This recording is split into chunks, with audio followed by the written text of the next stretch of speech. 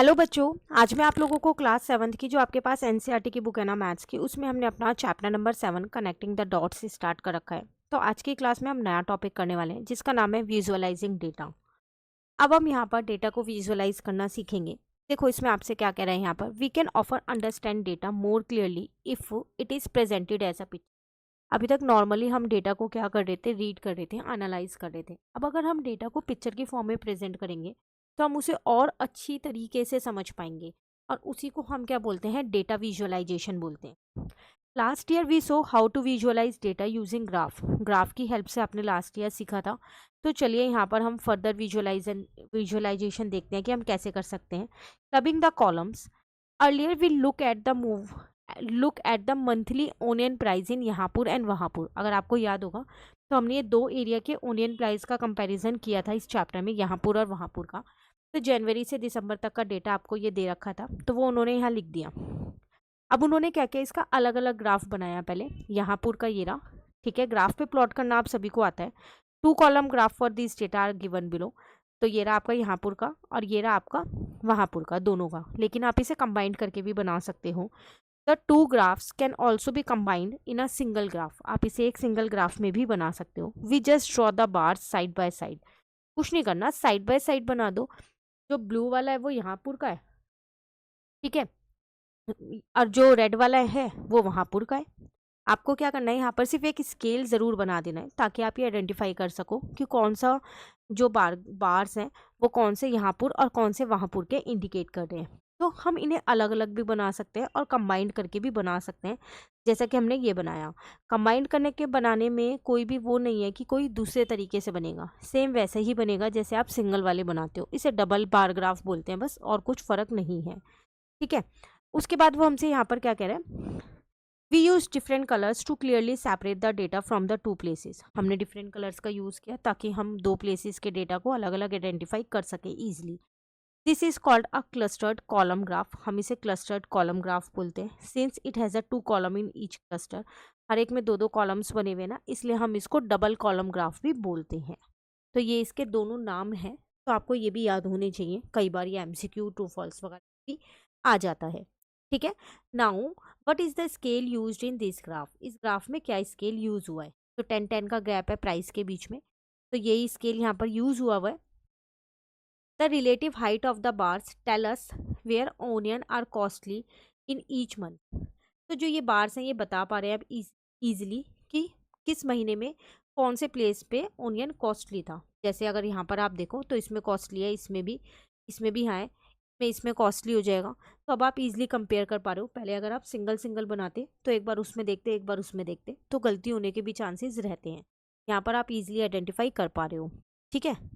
We can also visualize estimate the difference by referring to the marking along the vertical line. दूसरी बात, हम इसमें क्या कर सकते हैं, डिफरेंस भी देख सकते हैं कि कितने कितने का डिफरेंस दोनों प्लेसेस में चल रहा है। जैसे यहाँ पर और यहाँ पर मार्क करके कि कितने का डिफरेंस है इनके बीच। यहाँ बहुत कम डिफरेंस है, यहाँ भी बहुत कम डिफरेंस है। वो भी हम इसकी डबल बार ग्राफ की हेल्प से जान सकते हैं, ठीक है। Is it now easier to compare month wise price in both places. क्या अब आपको लगता है कि ये ज़्यादा आसान हो गया है कि आप मंथ वाइज प्राइस जो है वो ईजिली आप कंपेयर कर सकते हो। डेफिनेटली इस वाले में बहुत आसान हो गया। इसमें आप दोनों प्लेसेस के प्राइस भी कंपेयर कर सकते हो, ये भी बता सकते हो कि किस मंथ में किस प्लेस पे ओनियन का प्राइस ज़्यादा है और किस में कम है, तो सब चीज़ें बता सकती हो, ठीक है। Now 10, 9, 8, 7, 6, 5, 4, 3, 2, 1 take off. You might have heard about scientific probes.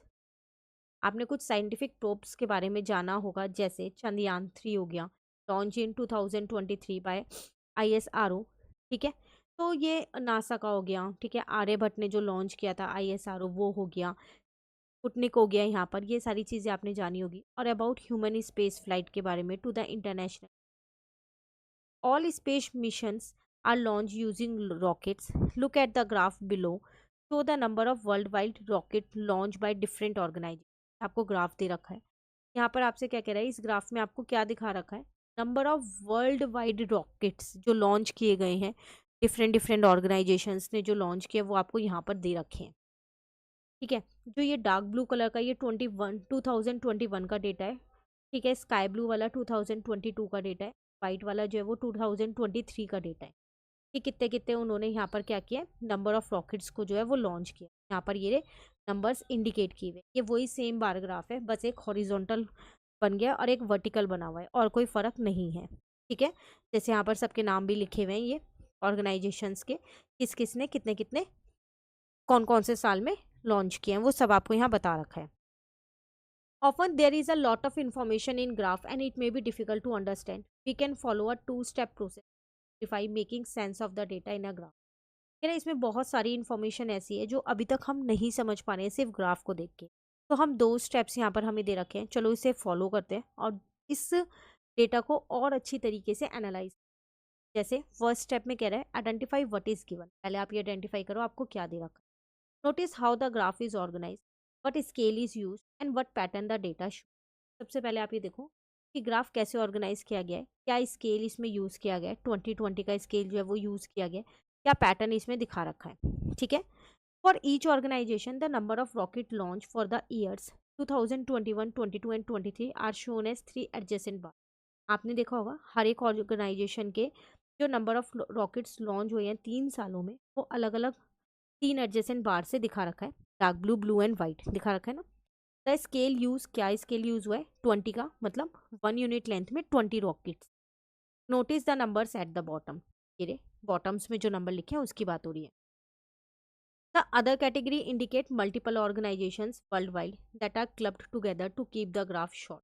अब देखो यहाँ पर एक कैटेगरी है, ये सारे आपको नाम दे रखे हैं। ठीक है, इसमें वो आपसे क्या कह रहे हैं, यहाँ पर जो अदर कैटेगरी है वो क्या दिखाता है, उसमें वो सारे ऑर्गेनाइजेशन है जो आपस में क्लब्ड होके उन्होंने ये सारी जो है लॉन्च किए हैं रॉकेट्स को। बट अगर हम हर एक का ऑर्गेनाइजेशन का नाम लिखने लग गए तो ग्राफ बहुत ज़्यादा बड़ा हो जाएगा, तो इसलिए हमने क्या किया, उसको अदर के नाम से यहाँ पर डिनोट कर, के अंदर काफ़ी सारे ऑर्गेनाइजेशंस और हैं। क्लियर। उसके बाद कह रहा है note that in the double bar graph of onion price the month are shown in the order January to December to observe the changes over time, whereas in these case a change in the order of organization does not affect the mean. अगर आप ऊपर onion वाला graph देखें, ये वाला, तो इसमें आपने देखा होगा एक ऑर्डर में लिखा हुआ है जनवरी टू दिसंबर। ऐसा नहीं है कि रैंडमली कोई सा भी मंथ पहले और कोई सा भी मंथ बाद में लिख दिया, वरना तो फिर आप कंपेयर नहीं कर पाते। यहाँ पर आप इजीली कंपेयर कर पा रहे हो, लेकिन इस वाले केस में ऐसा नहीं है, तो ज़रूरी नहीं है एक ऑर्डर में लिखना है यहाँ पर। क्यों? क्योंकि ऑर्डर ऑफ ऑर्गेनाइजेशन आप ऊपर नीचे भी कर दोगे तो कोई दिक्कत थोड़ी ना होगी। अगर आप ISRO ऊपर कर दो और गैलेक्टिक एनर्जी नीचे कर दो तो कोई दिक्कत नहीं होगा उसके। ठीक है, क्योंकि ये अपना अपना पूरा एक जो है वो बता रहे हैं। क्लियर। उसके बाद आपसे यहाँ क्या कह रहा है, increasing year on year bar graph length of 2022 is almost double that of 2020। कह रहा अगर साल के साल में देखें तो जो बार ग्राफ की लेंथ 2022 में है वो ऑलमोस्ट डबल हो चुकी है एज कम्पेयर टू 2021 के में। देखो ना, 21 में ये था, 22 में ये हो गया। डिक्रीजिंग ईयर, ये वाला घट रहा है, पहले इतना था फिर इतना फिर इतना हो गया। Decreasing year on year bar graph length of 2023 is almost half, ये इसका ऑलमोस्ट हाफ हो चुकी है, तो डिक्रीज हो रहा है। ठीक है, और यहाँ पर अगर आप देखो तो पहले इतना था यूनाइटेड लॉन्च वाले में, पहले इतना था 2021 में इतने थे, 22 में बढ़े, 23 में फिर घट गए, तो इंक्रीज और डिक्रीज हो रहा है। ठीक है, अगर आप इस वाले में देखो तो जो 2023 है उसमें ज़्यादा है। ठीक है, इसमें ज़्यादा है, अराउंड 25 के अप्रॉक्स हो गया, बाकी सब में 20 से भी कम था, 21 एंड 22 में। तो सिर्फ आपको ये बार ग्राफ रीड करना और ये क्या इन्फॉर्मेशन दे रहा है वो बता रखा है। नाउ स्टेप 1 हो गया, आइडेंटिफाई हो गया। स्टेप 2 कह रहा है infer from what is given, जो आपको दे रखा है वो देखो। Analyse and interpret each of your observation, आप हर एक अपनी ऑब्जर्वेशन को एनालाइज करो और इंटरप्रिटेट करो।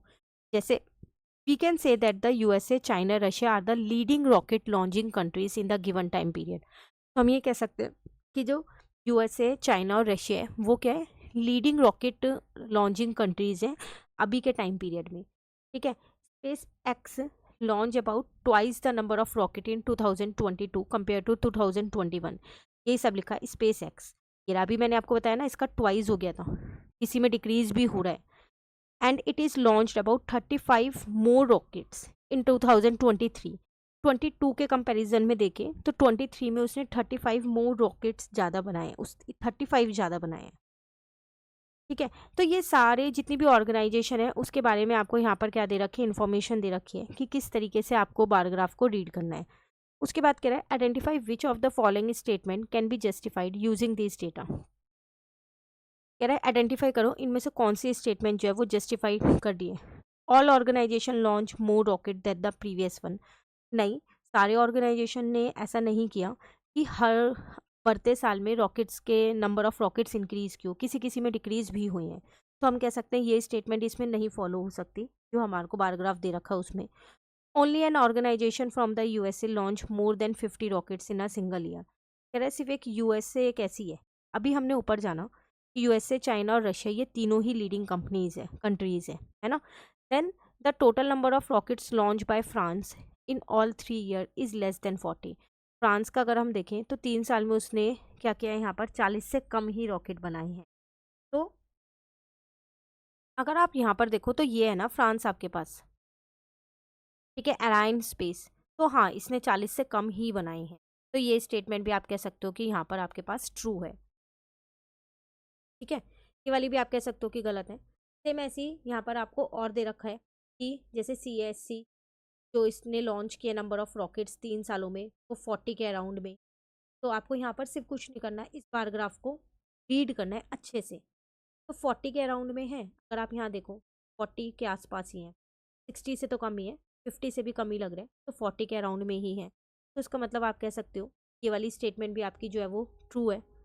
तो अगर आप ग्राफ को अच्छे से रीड करोगे तो इन इन क्वेश्चंस के आंसर या फिर इसमें ये आइडेंटिफाई कर पाओगे कि कौन सी स्टेटमेंट सही है और कौन सी स्टेटमेंट गलत है।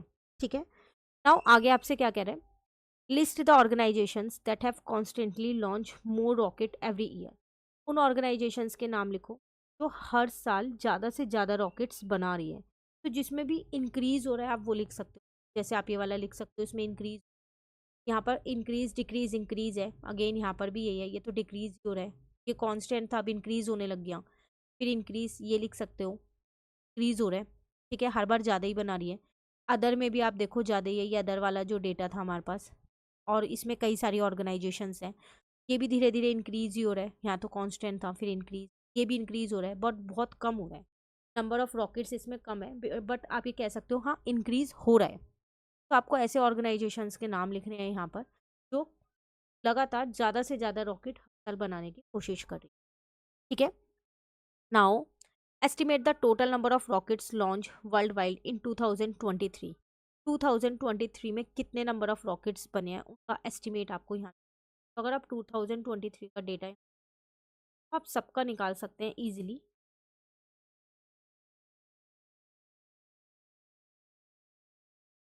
तो ये वाला 2023 आप देखो तो 97 के अप्रॉक्स में है ये आपके पास। यहाँ वाला 2023 का अगर आप डेटा देखो तो ये 44 43 के अप्रॉक्स में कह सकते हो। ये वाला तो 20 से भी कम है, इसको आप 19 कह सकते हो। ठीक है, देन ये और भी कम है यहाँ पर, तो इसको 7 कुछ कह सकते हो, इसको 10 के आसपास कह सकते हो।